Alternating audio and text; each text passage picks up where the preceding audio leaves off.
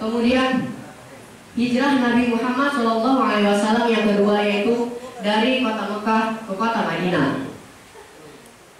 Tatkala pada saat kaum Quraisy ingin membunuh Rasulullah SAW, pada saat itu pula malaikat Jibril turun menyampaikan wahyu yang disampaikan oleh Rabbnya kepada Muhammad SAW, yang berisikan perihal persekongkolan kaum Quraisy yang ingin membunuh Nabi Muhammad SAW.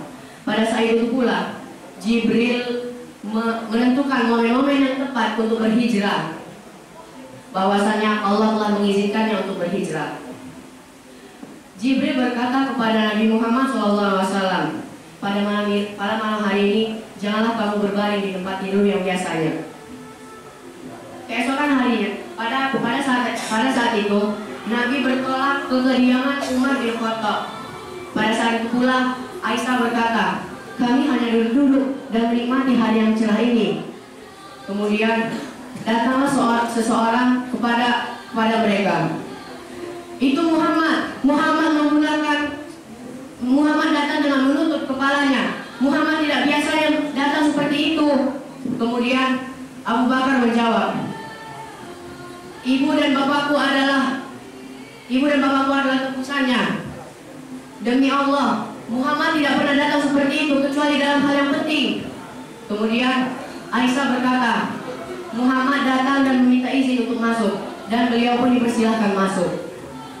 Pada saat itu Nabi Muhammad berkata, wahai Abu Bakar, keluarkanlah orang-orang di sisimu.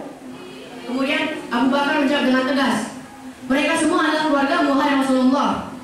Kemudian Nabi Muhammad menjawab lagi, bahwasanya aku telah diizinkan oleh Allah untuk pergi berhijrah.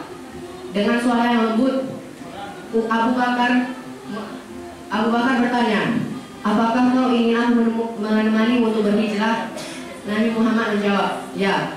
Setelah persetujuan tersebut disetujui, maka Nabi Muhammad pulang ke kediamannya untuk menunggu waktu malam tiba.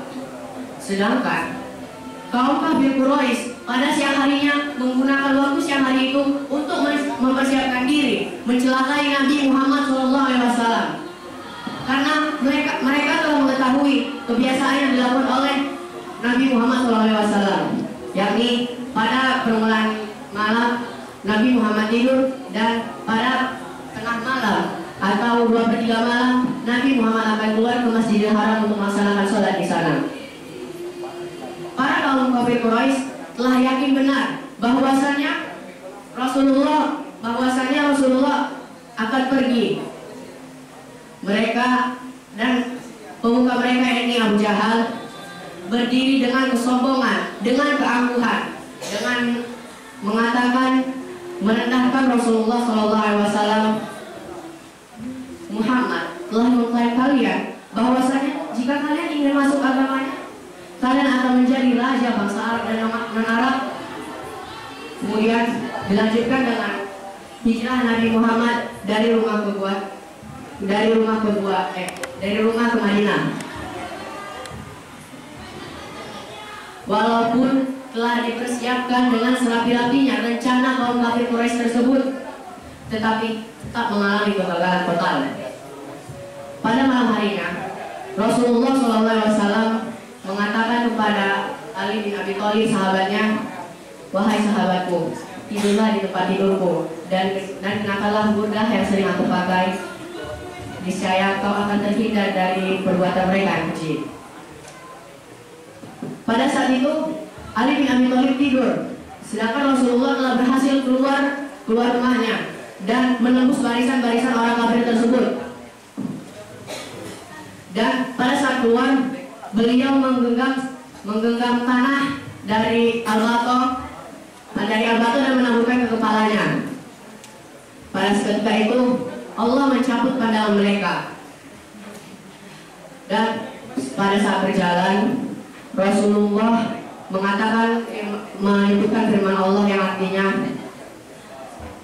adapun dinding-dinding di muka mereka dan di belakang mereka juga ada dinding-dinding, dan aku lepaskan pandangan mereka untuk melihat. Quran Surah Yasin ayat 36, surah ke-36 ayat 9. perjalanan menuju Madinah, mereka berhenti di Gua Sur. Pada saat di Gua Sur, mereka melalui jalan yang jarang dilalui oleh manusia. Biasanya manusia menggunakan jalur utara, Nabi Muhammad SAW menggunakan jalur selatan yang berbalik arah. Beliau berjalan sejauh 5 mil dari rumahnya. Bayangkanlah wahai saudara-saudariku, 5 mil, berapa jauhkah itu?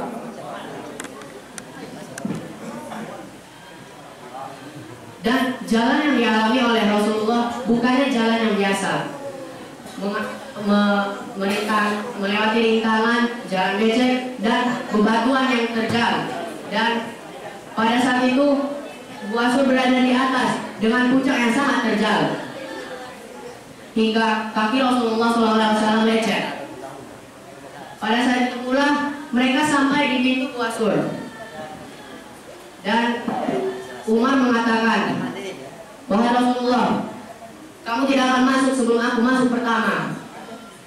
Kemudian pada saat itu pula Umar bin Khattab membersihkan lantai-lantai Gua Sur tersebut yang kotor dan menutupi lubang-lubang di sekitarnya. Dan hanya 2 lubang lagi yang tidak tertutup. Dan dua lubang tersebut ditutup oleh kaki Umar bin Khattab. Dan Umar bin Khattab tidak menyadari bahwa di dalamnya ada serangga penyengat. Pada saat itu pula, pada saat Nabi Muhammad tidur, lelap, kaki Umar bin Khattab disengat oleh serangga yang ada di dalamnya. Dan Umar bin Khattab menahankan rasa sakitnya demi tidak membangunkan Rasulullah SAW. Mungkin cukup sekian sudah dapat saya sampaikan. Salah dan jagalnya saya mohon maaf. Kepada Allah saya mohon ampun. Wabillahi taufiq wal hidayah. Wassalamualaikum warahmatullahi wabarakatuh.